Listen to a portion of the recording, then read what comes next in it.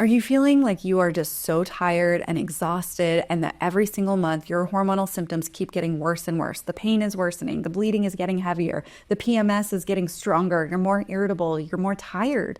Well, today we're going to be breaking down exactly how cortisol is impacting your hormones, impacting your PMS, and most importantly, what you can actually do about it.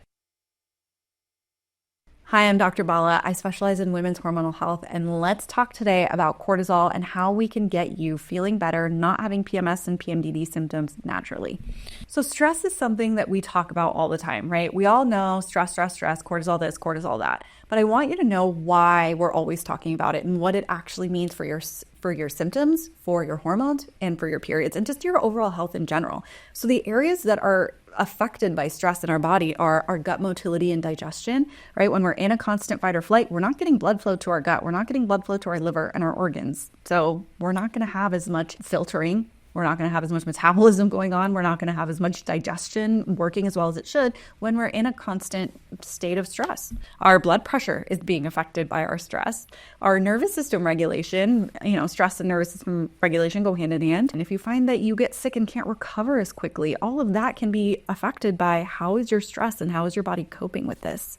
So if you are insulin resistant, if you have PCOS, if you struggle with diabetes, your sleep and your stress are going to be affecting each other. And your blood sugar is going to be affected there as well. Your libido, if you are chronically like, I have no sex drive, I don't feel good, my libido is really low, I think I'm in perimenopause, let's back it up. It might just be your cortisol regulation. And then lastly, your adrenal function and your energy levels. If you are chronically tired, if you are fatigued, if you are just can't get out of bed, if you have a hard time just doing your daily tasks because you're so tired, all of that's going to come down to your cortisol regulation. So let's talk about it a little bit deeper. Let's talk about your stress response. Acute stress is like facing a short, sharp burst on a roller coaster. You're like, oh my God, you're holding on for dear life.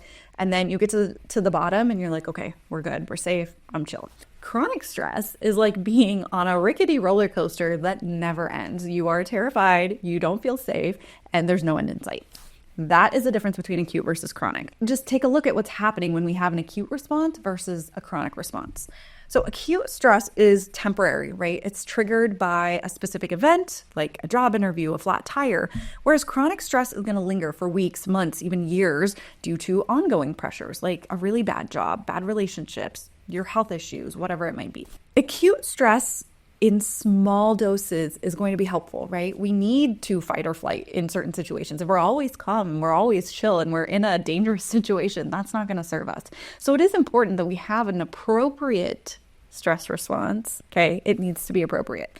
A lot of us are having a chronic stress response. We're always in this fight or flight, and that's not serving us either. Chronic stress is going to wear on you, right? It's going to affect your physical health. It's going to affect your mental health. So that is why it's so important to make sure that whichever state you're in, we're regulating that cortisol nervous system, telling our body that we're safe. So looking at this graph, look at the mild acute stress reaction. The mild stressor could be, an interview. It could be someone swerves into your lane while you're driving on the highway and it's scary and your adrenaline pumps and you're just like, oh my God, what's going on? And then that's that sympathetic stress reaction we see, that red arrow and that red spike. So what's happening there is all of your stress hormones are coming in to help you fight or flight. And you can see it goes back down. It comes back down. That's the important part. And when it comes back down, so that car got off the highway now, that interview is over and it went really well. You're safe. You're done. The acute stress is over. And look at what happens to your nervous system. That we get that parasympathetic rebound. That blue line is coming back up to help you regulate your nervous system and come back to, and this is really important, look at that baseline. Your return to normal should be parasympathetic. That should be our baseline that we're operating from. And I will say most of us do not live in this state. Most of us are not in that blue baseline. Most of us are in this chronic stress response state. And in this chronic stress response state, you have a moderate stressor. Maybe it's just a meeting with your boss. Maybe it is your toddler who is potty training pooped on the floor. Like it's something that's not super crazy, but because you were already baseline at a fight or flight, you get a strong sympathetic stress response. So it's a disproportionate stress response to the stressor itself. So looking at mild acute stress reaction, we have a mild stressor and a normal reaction. Then if you look at the chronic stress response, you have a moderate stressor, which is maybe a little bit more, stressful, but your sympathetic stress response is just much higher. And then you have an inadequate proprioception of completion, meaning you can't come back to that baseline. Your body and your nervous system don't have the tools to regulate. You're in this chronic fight or flight state, and your body has no idea how to bring it back to that baseline blue. You over time start to get a diminished vagal tone. Your vagus nerve is what's responsible for your stress response. So then we fail to recover to normal, and this is our new baseline, is this sympathetic state. So we need to focus on what we can do to get you into a more blue line so that you feel good, you have energy, you feel calm, you're not irritable, your luteal phase doesn't take you out, and your PMDD doesn't interrupt all your relationships and friendships, okay? So I want to talk about what symptoms that you might have that are putting you in a sympathetic state and you don't even realize it. Because I work with so many women who come to me and they're like, yeah, my stress levels are like a 3 or a 4 out of 10. And I know that they're lying. I know that they aren't even aware. They're not necessarily lying. They just aren't even aware how stressed they are. And I can feel it during their visit. I can feel that they're stressed and maybe aren't paying attention to the signs. So here are some signs that you're in a sympathetic state and you don't even realize it. The first one is you are having a hard time falling asleep. If your mind is racing at night, if you just cannot fall asleep, if you're tossing and turning, that's a sign that, hey, you're probably not getting out of that sympathetic response before you try to fall asleep. And if we're not in a parasympathetic state when we're falling asleep, you're going to then wake up in the middle of the night at 2 or 3 or 4 in the morning and have a hard time falling back asleep. So that's another sign. If you are waking up in the middle of the night, most nights, and having a hard time falling back asleep, or even if you are falling back asleep, if you are waking up often through the night, that is usually a sign we never wound down our cortisol. We never turned off our nervous system before going to bed.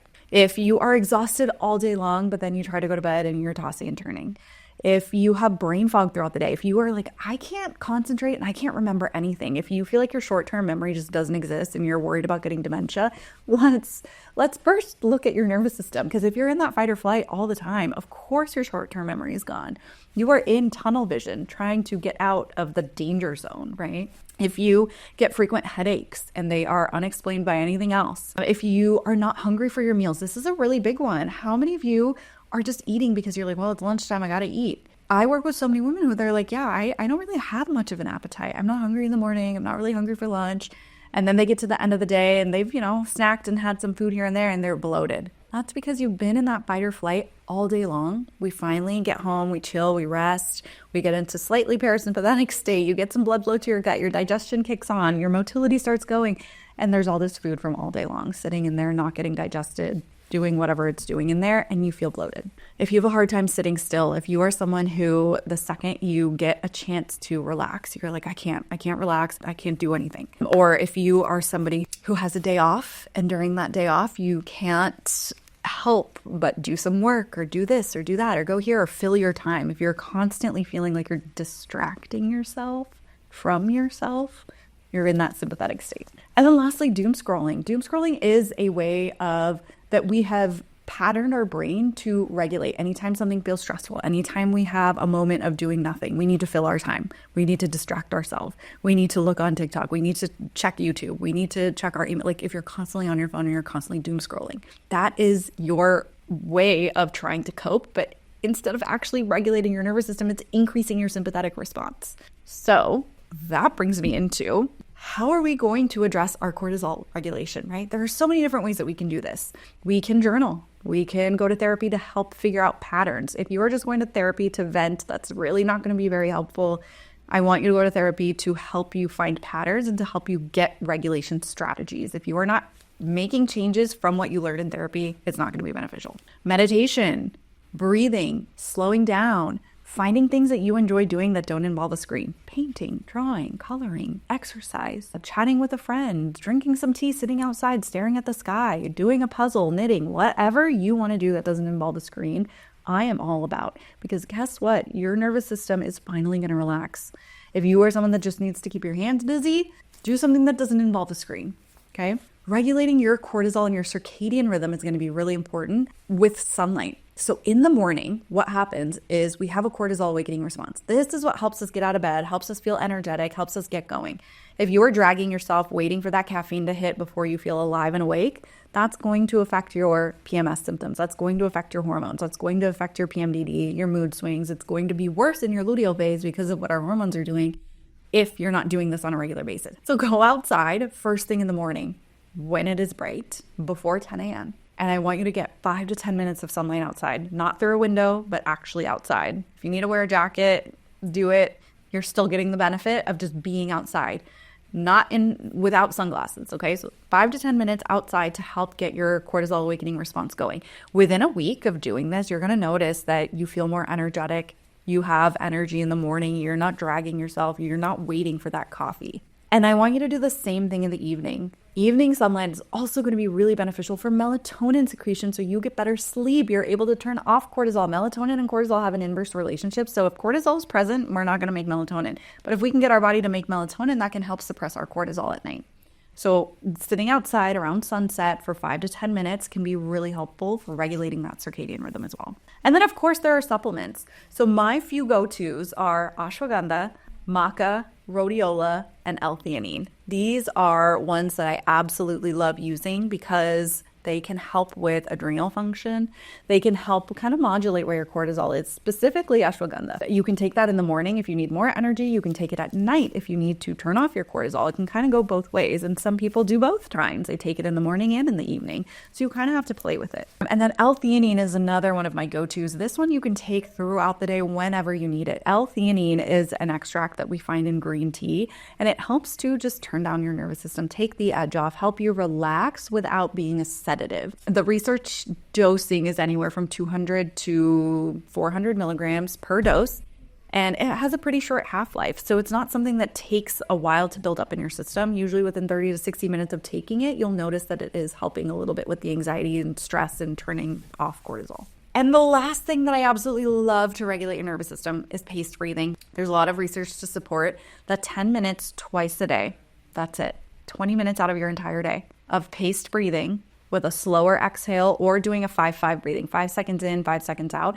is going to be super beneficial for stress, for anxiety, and depression, as compared to things like SSRIs and other mood stabilizing things. So 10 minutes twice a day of breathing can help bring down your anxiety levels, can help bring down your inflammatory levels. Please, it's free. Please do it. Use this app, use this website, whatever you need to do to help support your nervous system. Please do it. This is one that I really love. Do it right before bed. Do it in the morning. Do it before work. Do it whenever you can pull out your phone and just look at this pacer, because you're going to find that the more regulated your nervous system is, the less mood swings you have, the less your PMDD symptoms are, the less severe your PMS symptoms are in your luteal phase. Regulating your cortisol is one of the most important things that you can do for your hormonal health. So if you haven't started here, please make this be the first place that you start.